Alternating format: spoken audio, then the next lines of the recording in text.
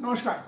Talking about chikungunya blood tests. Chikungunya, as we know, is fairly prevalent in some areas, especially in Mumbai in 2024 monsoon. Chikungunya has two specific blood tests, chikungunya PCR and chikungunya IgM.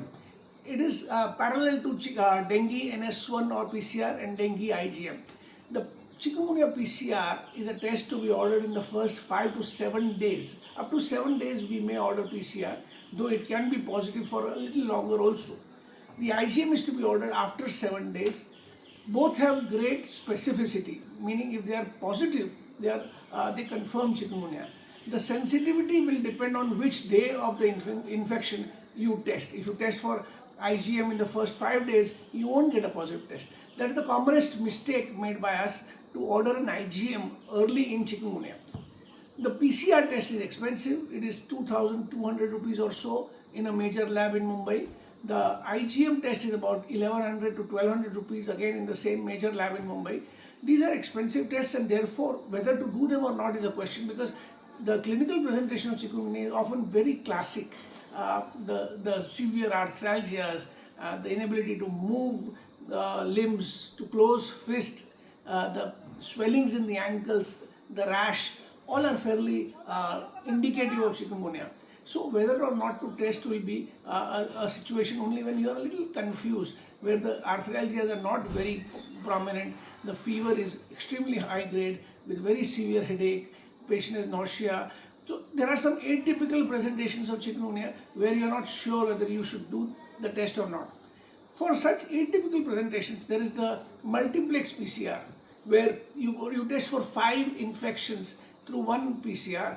We test for dengue, malaria, chikungunya, leptospirosis and enteric fever. All these 5 come under one test called the fever multiplex 5 PCR.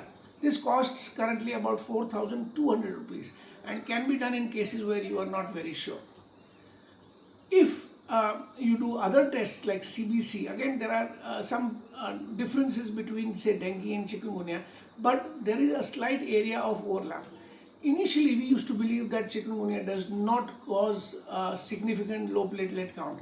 But now, as many of you and I have seen, platelet count below 1 lakh is not uncommon. It is not as common as in dengue or malaria, but it is not uncommon in chikungunya. The WBC count remains on the lower side of normal, does not really go as low as 1,500, etc., which happens in dengue. The SGOT, SGPT are normal. One presentation of chikungunya is hyponatremia. Low sodium is more common in chikungunya than in dengue, for example. Why does that occur? I am not sure. It might be an SIADH-like phenomenon related to chikungunya. But we do see almost every elderly patient coming with hyponatremia in a situation of chikungunya.